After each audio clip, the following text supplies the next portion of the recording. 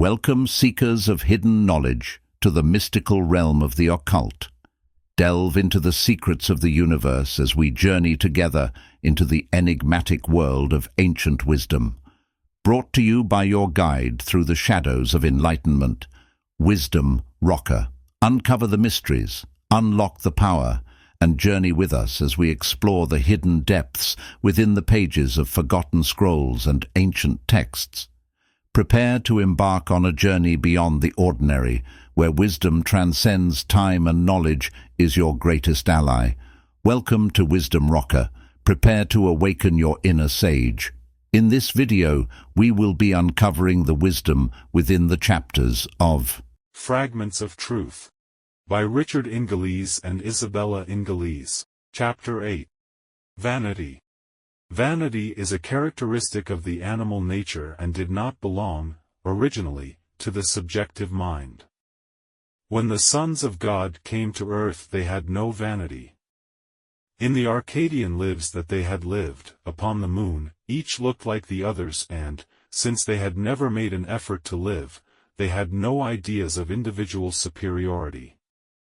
They had no consciousness of the need of individual possessions, and, therefore, knew not the difference between mine and thine, but, with the animal minds, whom they espoused, it was different, for, with them, the struggle, first, for communal possessions, and later, for individual possessions, had been in progress since the time the ants learned that a few members of their community had accomplished more work, had contributed more food and had laid more eggs, in their particular nest, than had some of the others. And then was born a communal appreciation that caused the more ambitious ants to build a new hill, or nest, and leave the less active, less competent members of their SWRM behind. In their next state of consciousness, as honey bees, the same spirit of communal appreciation manifested again. When their hives, or hollow trees, became overcrowded with drones that persisted in living upon the production of the real workers, again they separated into two classes. The appreciative bees left their old abiding place and secured a new one where they proceeded to manifest their activities without the restraint imposed upon them by the drones. When the communal consciousness became divided and merged into the lower animal consciousness, then communal appreciation disappeared and self-appreciation and self-reliance began to manifest in the small animals. For example, the almost human expression of self-reliance and self-appreciation on the face of the independent little squirrel shows what he thinks of himself as he sits upon the limb of a tree, just outside his nest, and looks complacently down, from his elevated position, upon his inefficient brother squirrels who have procrastinated with their opportunities, and are now frantically digging their nuts and acorns out of the snow while he has gathered his winter store and has hidden it away.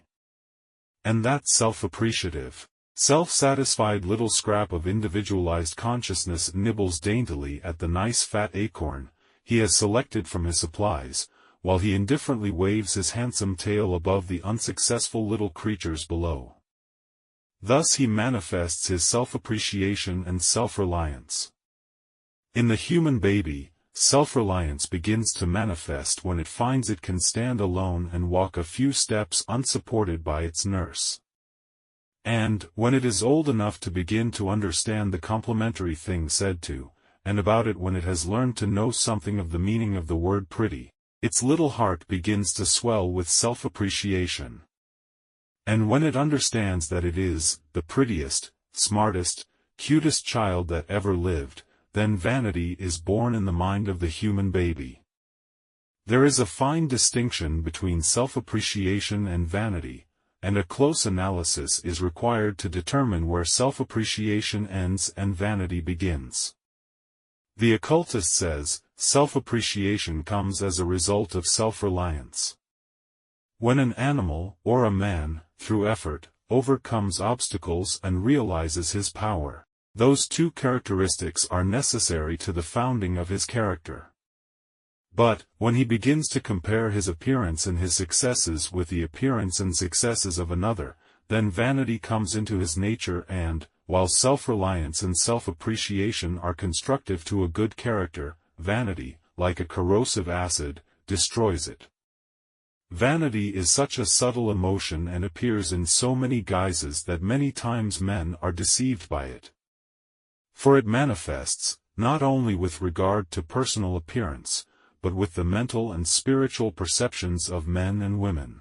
And when it has been eradicated from one form of manifestation, it often becomes strongly established in another.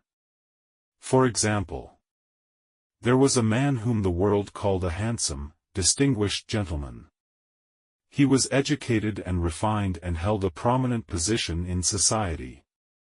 Friends, of both sexes, admired and flattered him, and he became so accustomed to receiving compliments he felt resentful to those who did not offer them.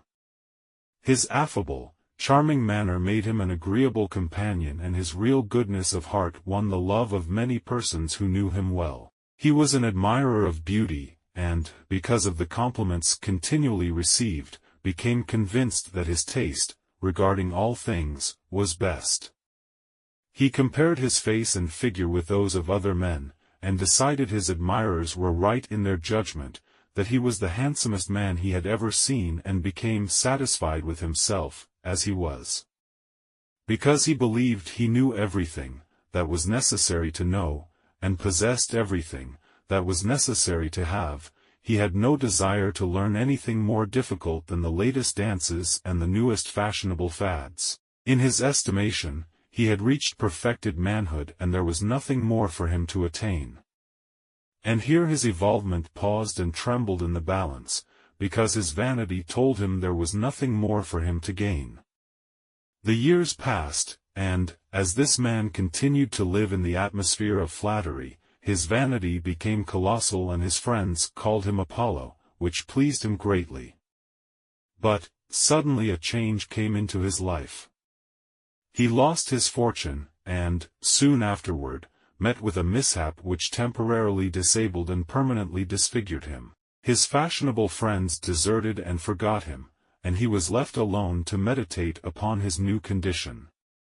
He passed through the valley of the shadow of death and despair, and stopped just this side of the great divide. While he lay upon his bed of suffering and saw to what his vanity had led him, he made a vow never again would he allow vanity to influence his thoughts or acts, that he would crush it forever out of his consciousness. In beginning life all over again, he selected the law for his profession. He reasoned that this would be the best profession for him, since beauty of face and form was not necessary to the winning of a verdict with a jury. He remembered that some of the brightest men on the bench, and at the bar, were the ugliest, and then began his work in earnest. He studied as diligently as Lai had danced and flirted, and the results were not long in coming. He became a counselor at law whose opinion, upon legal questions, was eagerly sought. He gained a power of eloquence that was irresistible, and, to secure him for an advocate, was almost a guarantee of winning a case. His fame spread throughout the country as a consequence.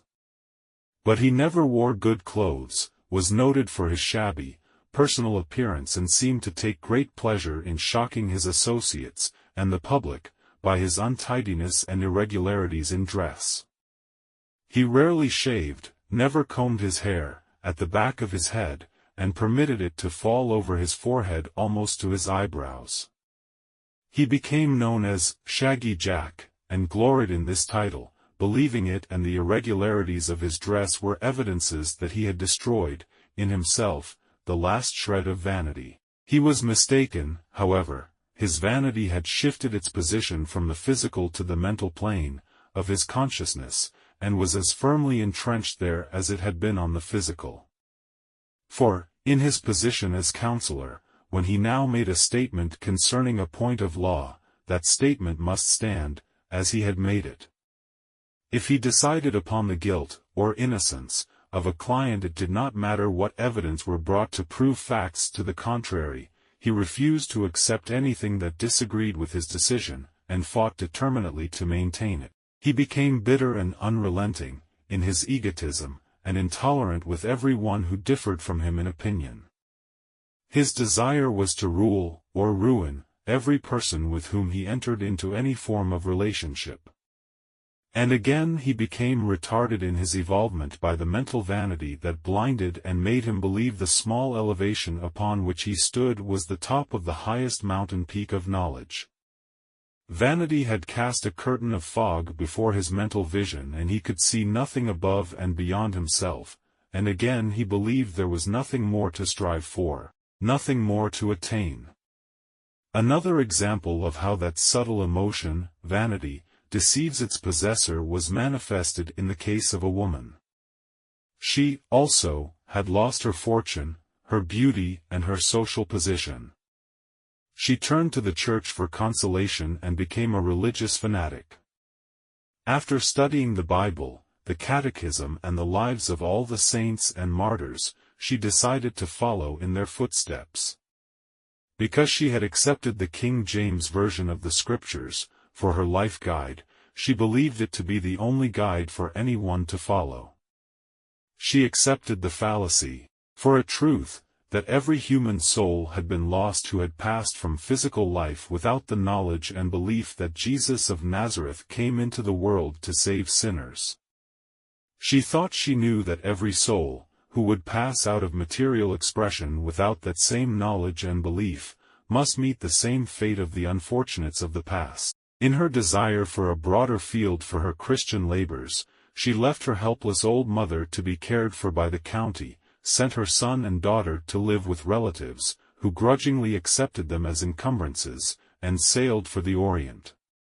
There, among people whom she called heathen, because they had not her religious belief, she settled herself to the self-imposed task of saving souls from everlasting punishment. A few women, of the lower classes, were willing to be taught sewing and fancy work. But not one individual did she find who accepted her religious views, because they all believed they had better ones.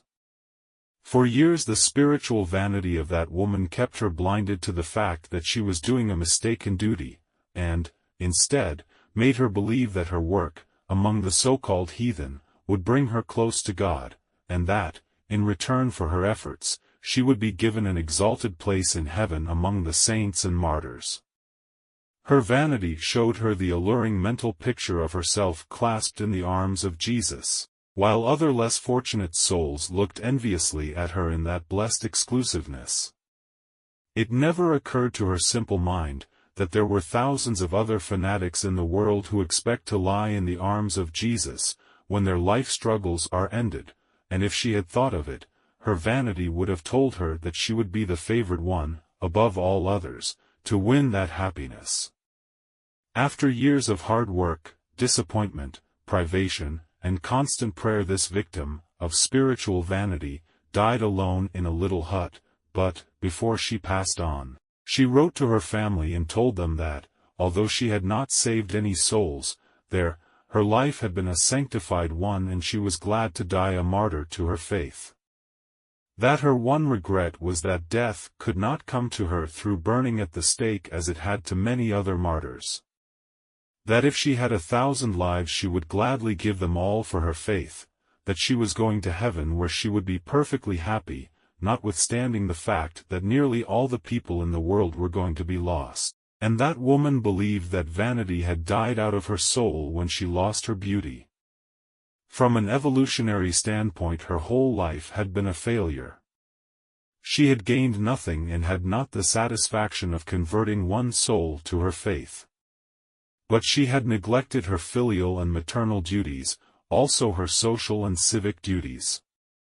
She had helped no one, and her own mental and spiritual development had been narrowed and restricted by her vain belief that she was right and that every one, who did not agree with her, was wrong.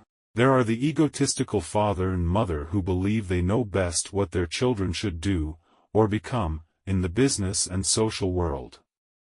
Many ne'er-do-wells there are, who, because of the vanity of one or both parents, were forced to attempt to do the things they were not fitted to do, and, therefore, became failures. It is a dangerous thing for a parent to decide, unequivocally, whether a son shall become a clergyman or an artist. And it is a terrible offense against the divine law to force a child to give up its ideals, that came with it into this life, and to compel it to undertake a life-work for which it has no sympathy. The ideals that a soul is born with are the unfinished, mental creations of other lives, which should be worked out in this life. Such ideals should not be neglected but should be brought into material expression, as far as it is possible to do. And no parent or friend should dare to interfere, or discourage another soul, in working out its destiny according to its ideals. Parents should study the tastes of their children, should win their confidences and listen to their aspirations. They should give them the freedom of their choice of a profession. Because he father of a boy has been a successful blacksmith, he should not force the child, who loves music and longs for an opportunity to study it, to spend his life at the anvil and forge. Because a mother has been a society woman and cares for nothing but social functions, she should not compel her daughter to spend her precious time in dressing and flirting, when she hates such frivolities and longs to become a literatus. It is vanity that makes parents feel that they always know what is best for their children to do, and it is vanity that makes a son, or daughter, dictate to his, or her, parents how, or where, they shall live. Who is there in this world, at this time, that is wise enough to direct another's life? Among the most honorable titles that vanity masquerades under, and one that gives it the greatest distinction, is pride. Many persons scorn the thought that vanity influences them. They believe it is pride that swells their heads and hearts when they think of their ancient family names, ancestral abodes, heirlooms, and traditions. The scornful superciliousness with which they observe those who have not generations of noble ancestry behind them is supposed to be pride and not snobbish vanity. Should the scion of an old family investigate the private lives of his ancestors and living relatives, and find no dishonor, to men, or women, attached to any of them, then the emotion he feels for his family name is justified pride. But, even then it may be but an ephemeral honor, since one dishonorable act of any one, bearing that name, would dishonor it, and afterwards it would be no better than any other name. It has been said that, pride goeth before a fall. But the occultist says, it is vanity that goeth before a fall, that pride is the outgrowth of virtue, and that, without virtue, pride could not exist. That it is a protector of virtue, and that it makes its possessor not only avoid evil-doing but it also makes him avoid all appearances of evil-doing. It was the absence of vanity in the Nazarene's soul and the presence of pride in his own integrity, that made him say, "Get thee behind me, Satan," when his lower animal mind suggested that he fall from his exalted position, as teacher and helper of humanity, and become an emperor of the material cities of the world.